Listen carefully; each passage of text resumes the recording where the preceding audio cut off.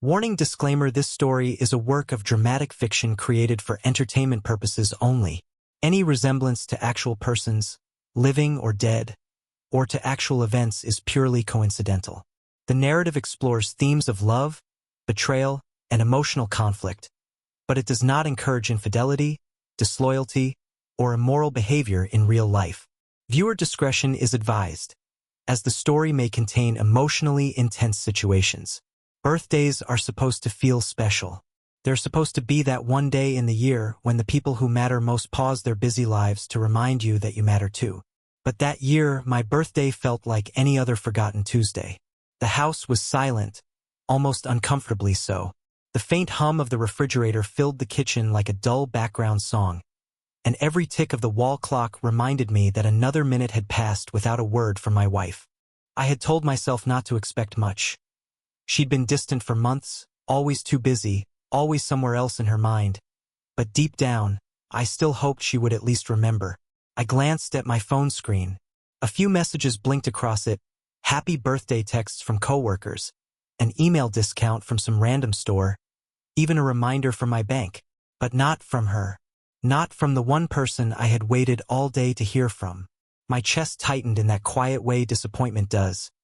It wasn't loud or dramatic, just a sinking heaviness, like standing alone in an empty room that used to be full of laughter. I opened the fridge and noticed last year's unopened bottle of wine shoved to the back, behind leftovers. I thought about the cake she had surprised me with 12 months ago, the one we never even finished because we spent half the night laughing, talking, just being close. Tonight, there was no cake, no laughter. Only me and the glow of the kitchen light reflecting off half-empty plates. I sat at the table, scrolling aimlessly through social media. Strangers posting pictures of candles, balloons, dinners with friends. I caught myself comparing their smiles to my own silence. It hurt more than I wanted to admit. And just as I was about to give up and go to bed early, there was a soft knock at the door. Startled me. No one ever came by unannounced, especially this late. I hesitated for a second, then got up, my footsteps echoing softly against the wooden floor. When I opened the door, there she was, my wife's best friend. She stood there with a small wrapped box in her hands and that calm, easy smile she always carried. She looked effortlessly elegant, like she had just stepped out of a scene I didn't belong in. Her presence was warm, almost disarming, against the cool night air that drifted in behind her. "I couldn't let you spend your birthday alone," she said, her voice low and kind, carrying the sort of sincerity that immediately cut through the loneliness I had been drowning in all evening. I stepped aside to let her in, the faint scent of her perfume trailing behind her as she crossed the threshold. The silence of the house shifted instantly, filled now with something lighter, something alive. In that moment, I didn't know what her visit would mean, or how much it would change the path of my life. All I knew was that, for the first time that night, I didn't feel invisible anymore. She didn't come in with grand gestures or a booming laugh. No, her presence was quieter than that, like the kind of warmth you don't realize you're craving until it's there in front of you. She stepped into the living room, setting her small box down on the coffee table as though it was nothing more than an afterthought, though I could see in her eyes that it meant something. "You didn't think I'd forget, did you?" she teased lightly, hanging her scarf on the chair. The truth was, I hadn't expected anything from anyone. Not tonight. My own wife hadn't remembered, so why should her best friend? And yet, here she was, filling the house with a kind of quiet comfort that I hadn't felt in a long time. I guided her to the kitchen table, embarrassed at the sight of the cluttered plates and empty mugs, but she didn't seem to notice. Or maybe she did, and she was just kind enough not to care. She sat down across from me, resting her chin in her hand, studying me with that gentle, unhurried gaze of hers. "Go on, open it," she said, nudging the box closer. The wrapping paper was neat, folded with care. I slid my fingers under the tape, feeling the brush of her hand as she steadied the box for me. That tiny contact sent a surprising ripple through me, sharp and delicate all at once. Inside was a simple leather-bound journal, the kind with soft pages and a cover that felt like it had been made to last. "I remembered you once said you liked writing things down," she explained, her smile turning a little shy. I thought maybe you'd use it. I swallowed, my throat tighter than it should have been for something so small. My wife hadn't asked me about my writing in years. Yet here was her best friend, remembering something I'd only mentioned once, in passing. Thank you, I said softly, and I meant it, not just for the journal but for showing up, for filling the silence, for reminding me that I wasn't completely invisible. We shared a slice of the half-forgotten cake from the fridge, laughing at how stale it tasted, though somehow with her there, it didn't matter. The room felt warmer now, lit by the soft glow of the kitchen lamp. The air carried her scent, something faintly floral, mixed with the crispness of the night air she had brought in with her. At one point, as I wiped frosting from my lip with a napkin, she leaned forward suddenly, her hand brushing against my cheek as she dabbed at the corner of my mouth. The touch was brief, innocent on the surface, but the way her fingers lingered for just a fraction longer than necessary sent a pulse of awareness through me. Our eyes met in that instant, and I felt the weight of something unspoken between us. Neither of us mentioned it. Instead, she laughed it off, retreating back into her chair, though her eyes stayed on mine longer than they should have. And for the first time in months, maybe years, I felt seen. Truly seen. Time has a strange way of moving when you're with someone who makes you feel alive again. What started as a casual visit had stretched into hours. The kind of hours that slip away unnoticed until you realize the night outside has swallowed the last traces of daylight. We sat across from each other at the small kitchen table, the remains of the stale cake pushed off to the side. The lamp above us cast a golden pool of light, making the rest of the house feel like another world entirely. Silent, distant, irrelevant. At first, our conversation drifted through the safe topics. Work, neighbors, the kind of everyday chatter that fills empty space. But little by little, the words deepened. Maybe it was the hour, or the way the quiet wrapped around us, but I found myself saying things I hadn't admitted aloud in a long time. I don't think she even sees me anymore. I confessed, my voice low.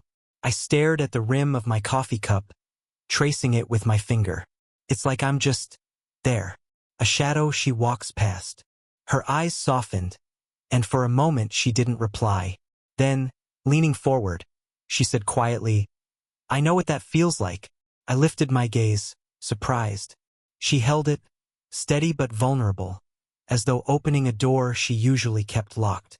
She told me about her own loneliness, how she had spent years giving her time, her energy, her love to people who only took without ever truly giving back. She admitted that sometimes, in the silence of her own home, she wondered if she had made the wrong choices, if she had settled for a life that wasn't really hers. Her words sank into me. There was no pity in them, no performance. Just honesty, raw and fragile. We grew quieter after that, speaking less, listening more. The silence wasn't uncomfortable. It was charged, alive, thick with the weight of everything neither of us dared to say. I noticed the way her fingers moved absently, tracing circles along the edge of her teacup. The small motion drew my eyes, and before I realized it, my hand was resting near hers on the table. A few moments passed. Then her hand shifted, brushing lightly against mine. It was the smallest of touches, almost accidental, but the air seemed to change in that instant. My breath caught in my chest. I should have moved my hand back, should have broken the contact before it meant something. But I didn't. Instead, I let it stay. Her skin was warm against mine, the weight of her fingers gentle but deliberate. My heart thudded quietly in my chest, each beat reminding me of the risk, the danger, and the longing colliding inside me all at once. When I looked up, her eyes were already on me. Neither of us spoke. The silence said more than words ever could. For the first time in a long time, I wasn't just talking to someone. I was being heard. And in her eyes, I saw the reflection of a truth we were both too afraid to name. It was well past midnight by the time she finally stood to leave. The air in the kitchen felt heavier, as though our conversations and silences had soaked into the walls. I walked her to the door, each step echoing louder than it should have. Neither of us seemed eager to say goodbye, but both of us knew we couldn't stretch the night forever. At the doorway, she paused, her hand resting lightly on the frame. The faint glow of the porch light spilled across her face, softening her features in a way that made her look both graceful and impossibly vulnerable. For a moment, I forgot to breathe. "Thank you," I said, my voice quieter than I intended. "For coming tonight. For not letting me be alone." She smiled, but there was something behind it. Something tender, something weighted. "No one should feel forgotten on their birthday," she whispered. We moved toward each other in that unspoken way people do when words aren't enough. The hug was meant to be simple, friendly, the kind you give without thinking. But the moment her arms slipped around me, it was different.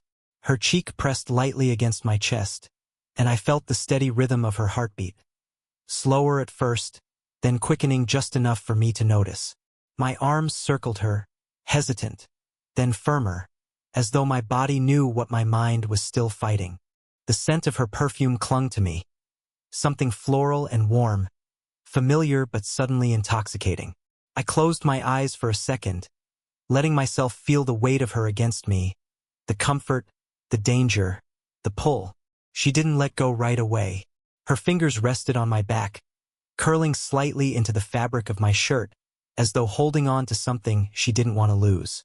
My own breath came slower, heavier, as I became acutely aware of how close we were, of the fragile line we were balancing on. When she finally leaned back, her face was just inches from mine. The quiet between us was deafening. I could see the faintest tremor in her lips, the way her eyes flickered between my gaze and my mouth. My hand, without thinking, brushed lightly against her arm, and her skin felt impossibly soft under my fingertips. For a suspended moment, I thought it might happen. That she might close the distance, that I might let myself cross the line we both knew we shouldn't. But then, as quickly as the moment formed, she pulled back. Not harshly, not abruptly, just gently, with a small exhale that carried both relief and regret. "I should go," she said, her voice a little unsteady. I nodded, though my chest tightened at the space opening up between us. I opened the door for her, and the cool night air rushed in, breaking the warmth we had wrapped ourselves in. I stood there as she stepped onto the porch, her figure retreating slowly into the quiet darkness. I didn't call her back. I didn't stop her. But as I closed the door behind her, the echo of her presence clung to me. Her warmth still on my skin, her scent still in the air, her absence louder than the silence she left behind. And in that emptiness, I realized something had shifted, something we couldn't take back. The days that followed were restless. I went through the motions of my life, but something in me had shifted since that night at the door. Her hug still lingered in my memory. Warm, grounding, almost dangerous. And yet what weighed heavier was the silence that followed. My wife still hadn't acknowledged my birthday. She barely looked at me when we crossed paths in the kitchen, her phone always in her hand, her smile saved for someone unseen. It was a Wednesday afternoon when the truth cracked open. I wasn't searching for it. I stumbled into it. A text message lit up her phone while it sat unattended on the counter. Just one line, simple but undeniable. "Last night was perfect. Can't wait to see you again." The name attached wasn't unfamiliar. Someone from her work, someone she had spoken about casually in passing. My stomach dropped, my hands went cold. I stood there, frozen, staring at the glowing screen until it dimmed into blackness again. 100 little suspicions I had ignored came rushing back. Late nights at the office, unexplained laughter on the phone, the sudden distance in her eyes. And with that one message, it all clicked into place. The betrayal wasn't just painful, it was hollowing. Like a hole had opened in my chest where love used to live. I didn't shout, didn't confront her right then. I simply carried the weight of it, heavy and relentless. Later that evening, unable to hold it inside, I called the one person I trusted, the only person who had made me feel seen lately. Her, my wife's best friend. She came over quietly, no makeup, hair tied back, as though she had rushed without a second thought. We sat across from each other in the living room, the room dim except for the soft glow of a single lamp. When I told her what I had seen, her face changed in a way I'll never forget. Shock, yes, but not surprise.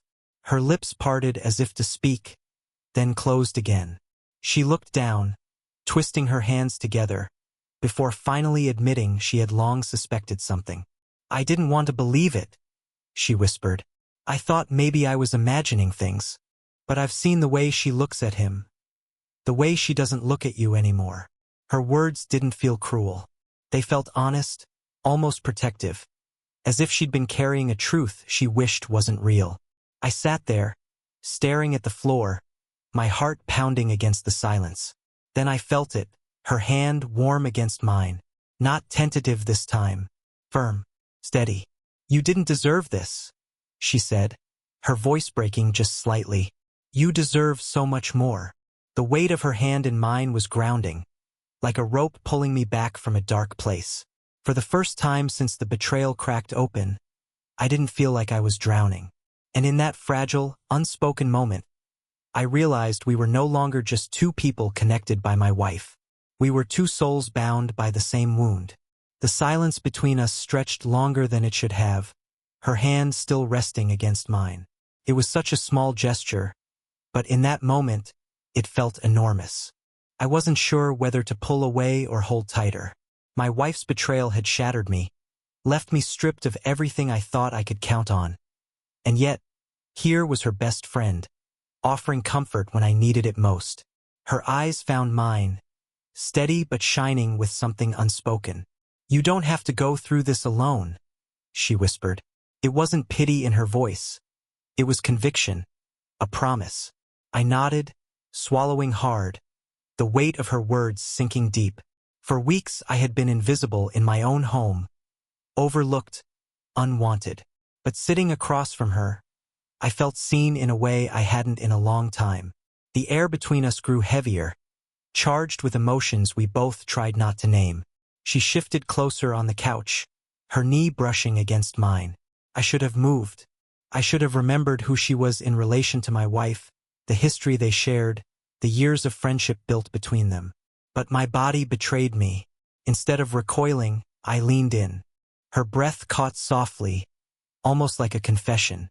And then, before I could second-guess myself, before logic could slam its walls back into place, we crossed that fragile line. Her lips met mine. Tentative at first, trembling, like we were both afraid the world might collapse under the weight of what we were doing. But the moment stretched, deepened, and suddenly restraint no longer existed. It wasn't just a kiss. It was release. It was every unspoken word, every quiet glance, every moment of comfort she had given me, crashing together into something neither of us could stop. When we finally broke apart, breathing heavy, reality flooded back in. She pulled away slightly, covering her mouth with her hand. We shouldn't, she whispered, shaking her head. This is wrong. I know, I said, my voice low, ragged. But it feels... I stopped myself, because saying it out loud would make it real. She looked at me with tears brimming in her eyes, torn between loyalty to her friend and the undeniable pull between us. She's my best friend, she said, as if reminding herself more than me. And she chose someone else?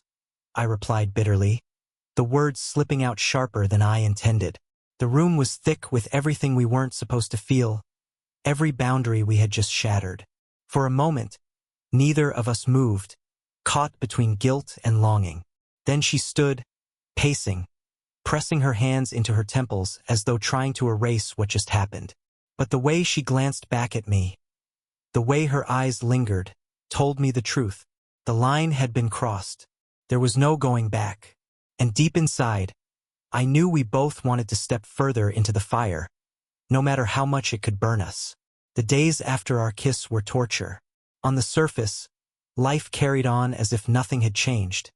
But inside, everything was different. Every stolen glance, every near touch, every unspoken thought between us carried the weight of that night. I told myself it had been a mistake. She told herself the same. We had crossed a line and now we had to step back before the ground collapsed beneath us. But the problem with crossing lines is that once you've seen what's on the other side, stepping back feels impossible. We saw each other constantly. She was still my wife's best friend, still around for dinners, gatherings, errands. Every moment near her felt like fire against my skin. My wife, oblivious, carried on with her secret life, meeting him behind my back, betraying me with every late-night excuse and every fake smile. And there she was, her best friend, torn in half. I could see the battle raging inside her every time our eyes met. She wanted to stay loyal. She wanted to protect me. But she wanted me too. One evening, it all came crashing down. My wife left early, claiming she had to work late. I didn't even bother questioning her anymore. I knew where she was going. But when her best friend stayed behind, offering to help clean up after dinner, the air shifted. We moved around each other in silence. The kitchen filled only with the sound of running water and clinking dishes. The silence was unbearable, louder than any words we could have spoken. Finally, I couldn't take it anymore. I reached for her wrist, stopping her mid-motion. She froze, then turned to look at me, her eyes wide with fear and longing. "We can't keep doing this," she whispered. Her voice trembled, but not with rejection, with restraint. "I can't betray her like this." I stepped closer, unable to stop myself. "She's already betrayed both of us," I said, my voice heavy with the weight of my pain. "Why should we keep paying the price for her choices?" Tears filled her eyes, her lips parting as if to protest, but the words never came. And in that silence, the truth hung between us. We wanted each other more than we wanted to pretend. The next moment was a blur. The distance between us vanished, and suddenly we were in each other's arms, desperate, clinging, breaking apart and coming together all at once. This wasn't just comfort anymore, it was need. It was surrender. But as the intensity grew, so did the guilt. She broke away, stepping back with her hands shaking. "If she ever finds out," she muttered, her voice broken. I stared at her, chest heaving. She already made her choice. Maybe it's time we make ours. That was the breaking point. Not the kiss, not the hidden glances, but this moment, when we both realized we were standing at the edge of a decision that would change everything forever. And there was no turning back. 61.